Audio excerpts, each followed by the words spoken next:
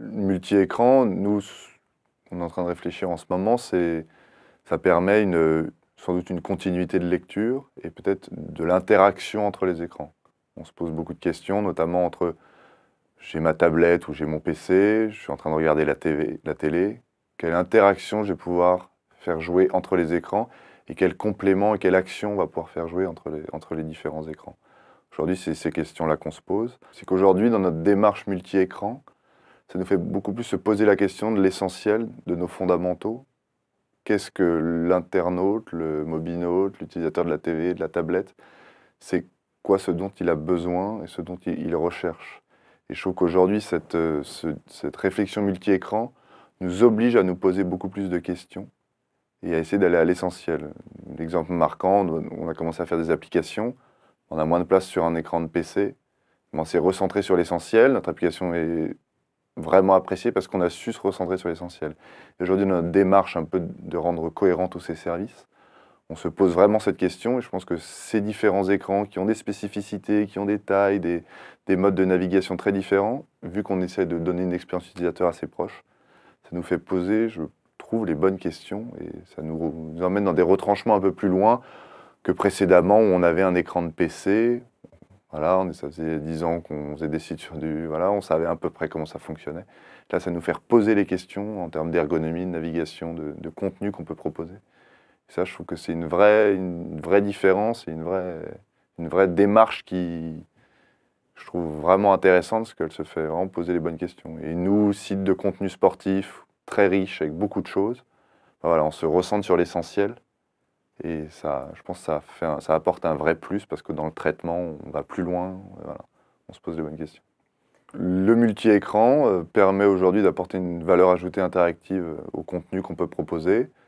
L'exemple de la tablette, qui est un objet ludique, qui va permettre à l'utilisateur d'avoir une action avec, je vais prendre l'exemple du sport, où aujourd'hui, sur un match de tennis ou un match de foot, on a beaucoup d'éléments statistiques, on a beaucoup de choses, des compositions, des éléments placés sur un terrain.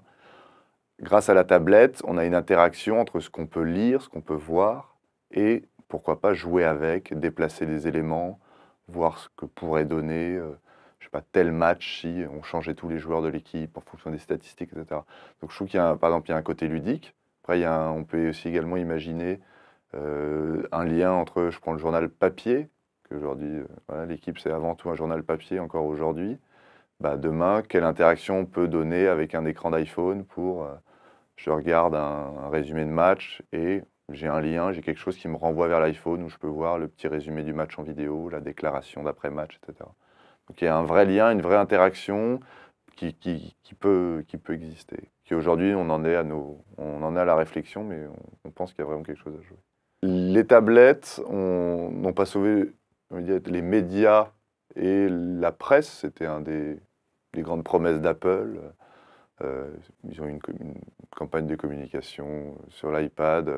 Ils ont fait croire, sciemment ou inconsciemment, aux éditeurs de presse que ça allait révolutionner leur marché. Je pense qu'aujourd'hui, on n'a pas encore trouvé l'expérience utilisateur et la manière de présenter du contenu et d'offrir du contenu qui s'adapte vraiment à la tablette. On a pris, je prends l'exemple du papier, tout ce qui a liseuse en ligne ou liseuse sur tablette. On a pris du PDF, on a permis aux gens de le feuilleter. C'est une expérience de journal, elle n'a rien révolutionné, un accès plus rapide, un accès plus facile. Il y a moins en moins de kiosques en France, très bien, on peut l'avoir plus rapidement. Ça, c'est un point. Mais après, je pense qu'il faut que pour aller conquérir un lectorat plus jeune, qui est une des vraies difficultés, chaque année, la presse, l'âge moyen, ça progresse d'un an au fur et à mesure, et voilà, et depuis 15 ans, c'est comme ça. Ils n'ont pas réussi à trouver un modèle, et on n'a pas réussi à trouver un modèle voilà, où on profite pleinement de la tablette pour avoir une expérience unique, quoi. Alors il y en a qui l'ont réussi, je trouve que les médias de l'audiovisuel l'ont plutôt bien trouvé. Voilà, il y en a qui, je trouve qu'aujourd'hui c'est eux qui ont cette démarche un peu multi-écran qui fonctionne le mieux. Sans doute plus simple, un flux, plusieurs petits bouts de vidéo, sans doute un peu plus facile à mettre en scène. Mais je trouve que voilà, il y a cette expérience utilisateur qui existe, c'est un vrai plus. Aujourd'hui, l'application France Télévisions sur iPad, je trouve que très réussi, c'est un vrai plus. On arrive, on retrouve tout ce qu'on veut. il y a un lien entre ce qu'on peut voir au journal de 20 heures et ce qu'on peut retrouver quelques minutes après sur la tablette.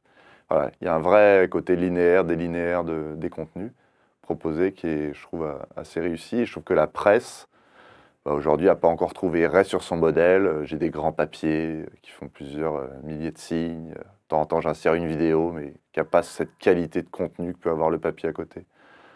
On utilise toujours les mêmes médias, de la photo toute simple, alors la 3D n'est pas utilisée. Enfin, voilà. Je pense qu'il y a plein de choses qui ne sont pas exploitées. Une des raisons pour moi, c'est la culture. Je travaille dans une entreprise de presse, même si je suis dans la filiale numérique. La culture des gens est encore, on est encore assez loin de cette démarche-là, de se dire mais comment on exploite nos supports.